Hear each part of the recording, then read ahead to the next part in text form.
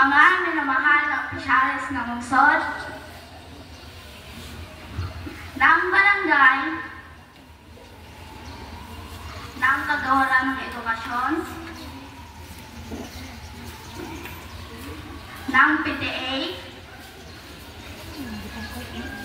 mga magulang, mga guro, mga kaibigan, magandang araw sa lahat.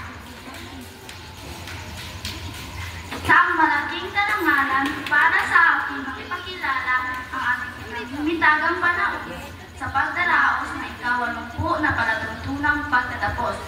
Ipinanganak sa Barangay Limaw, Isla ng Sama noong ika-20 ng Oktubre 1995, 29 na taong gulang. Ang kanyang mga magulang ay sina Ginoong Alex at Ginang Concepcion at Sibilio. Ang kanyang dakilang asawa ay si Ginoong Joselito Morillo.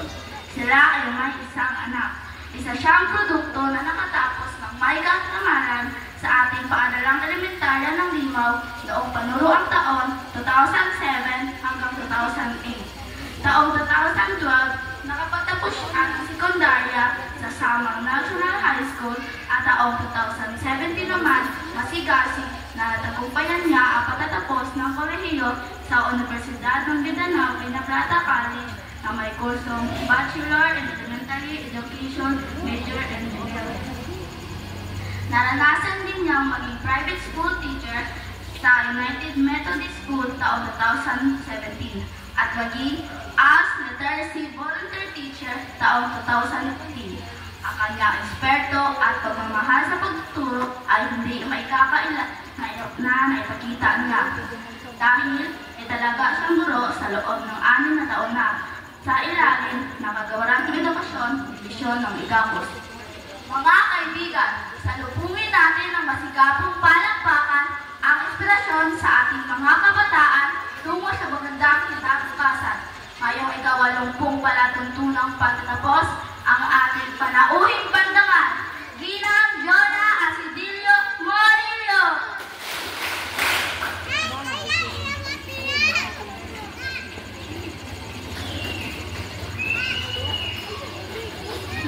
Thank you so much for that kind of introduction.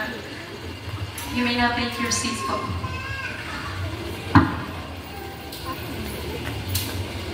To the school's division superintendent, Sir Nelson C. Lopez, represented by Ma'am Melanie A. Del Campo, senior education specialist and focal person of monitoring and evaluation team. To the faculty and staff, headed by the principal, Mr.